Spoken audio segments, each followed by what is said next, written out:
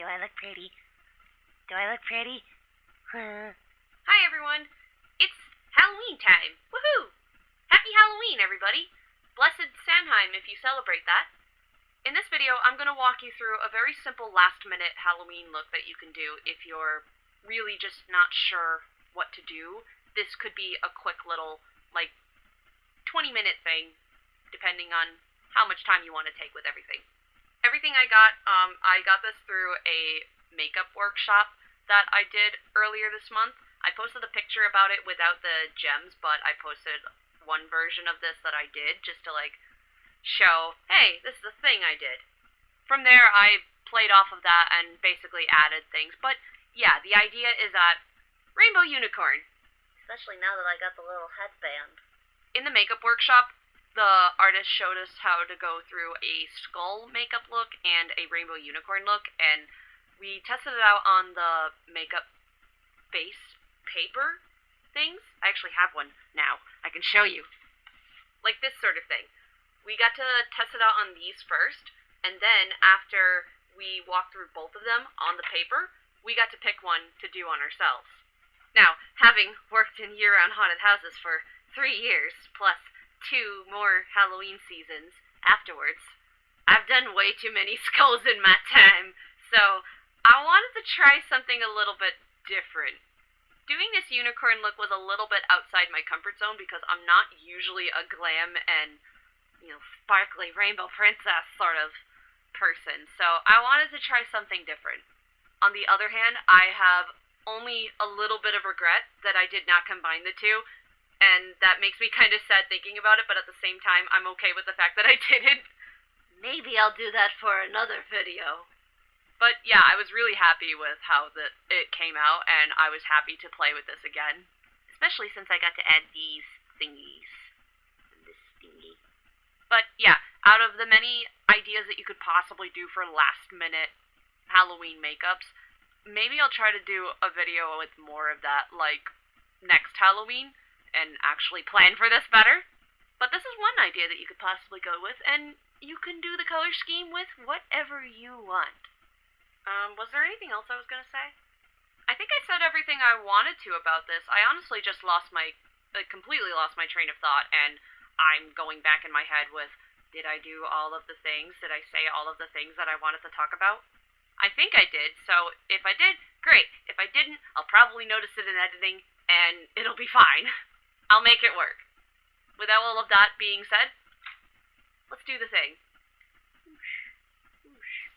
You can honestly use any rainbow palette of makeup, and then you can do the rainbow in whatever order you want, whether it be forwards or backwards. But the one I'm going to be using is from NYX. So this is the Ultimate Edit Petite palette. Yeah, it's an eyeshadow palette. It's a rainbow palette in the sense that it has all of the colors, like the basic colors at least.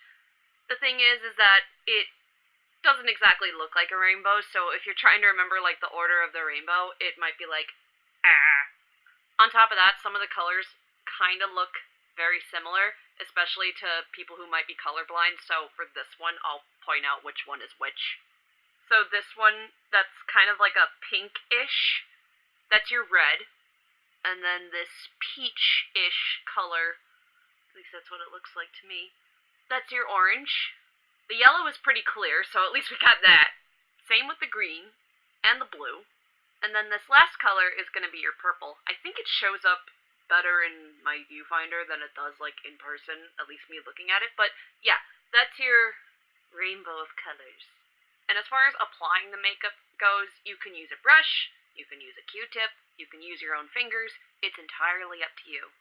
For this one, I kind of want the finger paint feel, so I am going to be using my fingers, and I will be wiping them off in between, so just to make sure that 1, they're clean, and 2, I don't end up mixing up the colors too much. Blending will be another story, but I might end up wiping my fingers off first before that. I don't know yet, we'll see.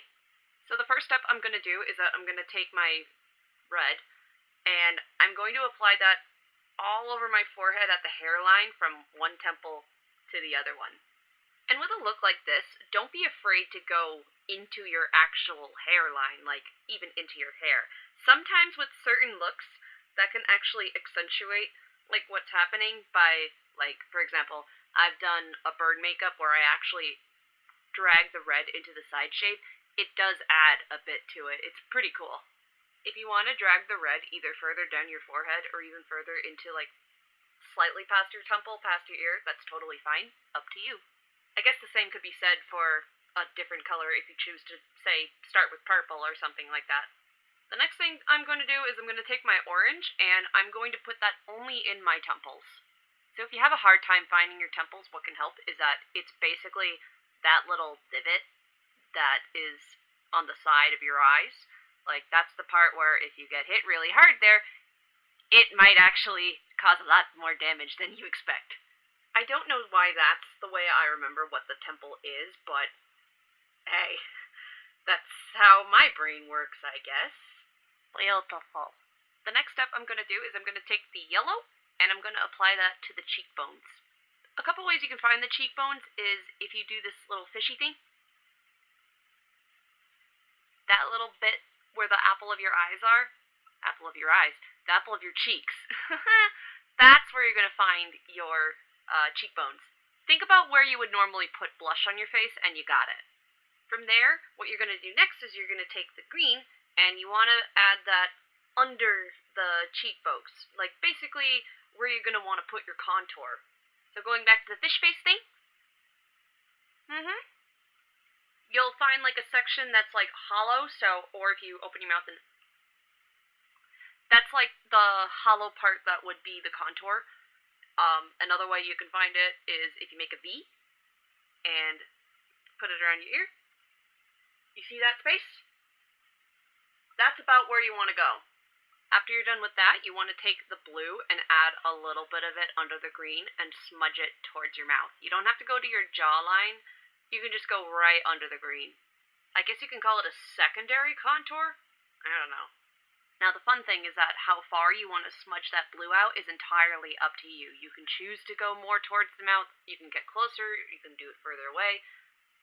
It's your makeup. You do what you think looks good. So this next step is a little bit of a two-parter, but they both do involve the purple. Or I guess if you're going with the rainbow backwards, this would be your red. Or whatever other colors you decided to choose. So with the purple, the first thing you want to do is you want to go on, and you can even go under your jawline if you'd like. And you don't have to go all the way across the chin, but you can if you want. Personally, I think it helps frame your face. But if you don't want to look like you have a purple beard, you can stop at the chin instead of going across. That's totally fine. If you're feeling really fancy, you can blend this upward, like from the bottom of your chin going up. That's also a thing that you can do if you want. The other thing you're going to do with the purple is that you're going to put it on the upper eyelid, the entire upper eyelid. So basically from your lash line all the way up to your brow. The next step is to go back to your blue, and that you're only going to put on your upper lid. If you want to get fancy and do it on the bottom lid or even in like the inner corner of your eyes, that's fine too. And honestly, now that I think about it, if you have like a white eyeshadow and you want to highlight in the inner corners of your eye, that might actually look pretty cool. I don't have that personally, but I think that would be a fun idea. So you see that when I said only the eyelid, I kind of stopped at the crease. So if you don't know where the crease is, when you look up with your eyes like this and you close your eye, you notice how like the ball of your eye kind of finishes where it starts to go into the socket. That's going to be your crease. Okay, so I was originally going to do this before doing the eyes, but if you want to add glitter, you can use it probably on the cheekbones would be best if you want it as a highlighter. So the glitter I have is also from NYX. It is Glitter Goals. It's a cream glitter palette. They have a couple of different colors. For this look in particular, when we did it in the workshop, I went for the silver on the cheekbones because the thing with the silver one is that it's less likely to mess with the color of the makeup in the sense that if you put the red one on the yellow, you're going to see red glitter, or if you put the pink one on the yellow, you're going to see pink glitter. But whatever one you use, that's up to you. I also, in the picture I took, I put some of the red on the nose because I kind of wanted to test that out, and I gave like a little snoot. I think it made it look slightly more clown-like, but I thought it looked cute, okay? I liked it. The only downside to using glitter is that you have to understand that glitter is basically, when we say it's the herpes of arts and crafts, we're not joking. It is also the herpes of the makeup world. You might find it in your ear like 2 weeks after your gig is already done, and you're gonna have no idea when it got there and how. I speak from lots of experience, especially in my days as a fairy at the Renaissance Fair. It gets everywhere. And now I'm going to take this lipstick, which is Glitter Goals from NYX again. It's a liquid lipstick. I personally really like how this feels and how it applies. It's kind of got a nice matte finish. It's pretty nice. But basically, you're going to put that on your lips as you would put on lipstick. If you want to get fancy with that too, that's fine.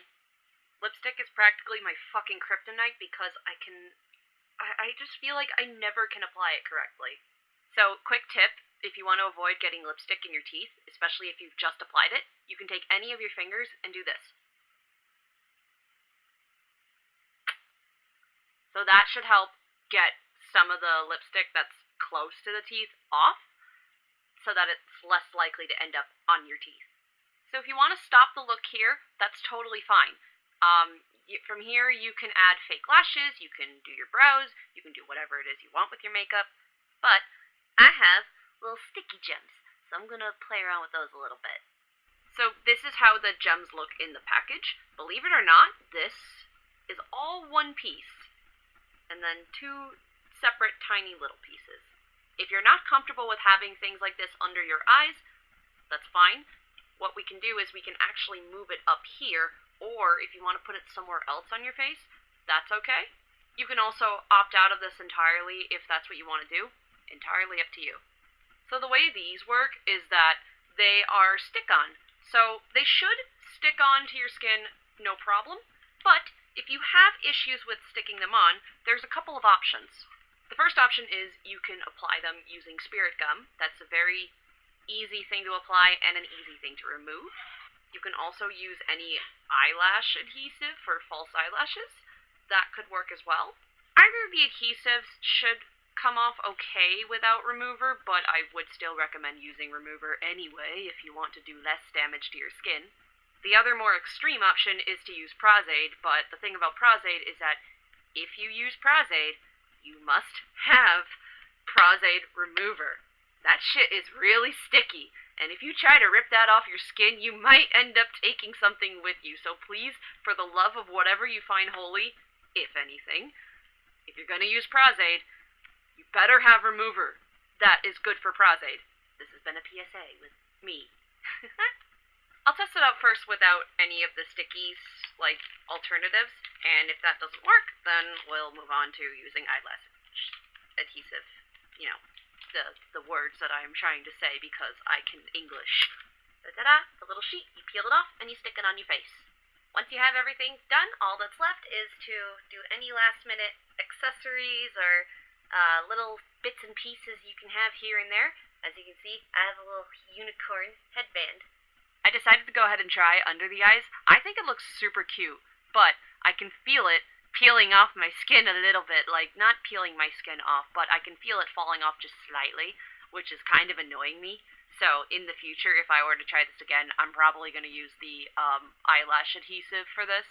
But yeah, this is a pretty unicorn look. It probably took me about, like, maybe with recording this, 25 to 30 minutes. And honestly, you can even just use the basic stuff before adding anything, like this. You can use that as a baseline. What you want to add to it is entirely up to you. It's a very simple foundation for you to just play and have, you know, as much fun as you want with it. Hell, you could probably also do a clown look from this. I could probably come up with something to do, like, especially with the nose. But yes, real simple, real easy, and really good, especially if you need a last-minute idea. And you could probably pick most of this up at any, like, Rite Aid, CVS, like a drugstore basically. You can always go to makeup stores as well. They'll probably have stuff like this. And NYX, it's not like too expensive. But anyway, thank you guys so much for watching this. If you like what you saw, do that like, comment, subscribe thing, just like the olden days of YouTube. If you want to see more stuff like this, let me know in the comments below. I'm also open to other suggestions of makeup if you would like to see anything in particular. And I'm still saving up to get back into streaming, so if you can, please, I ask, not require, but feel free to donate into my Ko-fi page. And that way I can come back to streaming, but I might also be able to do more commissions and things like that. Particularly with digital art, I would love to start doing that kind of stuff. But otherwise, thank you again, and I will see you all next time. Bye-bye!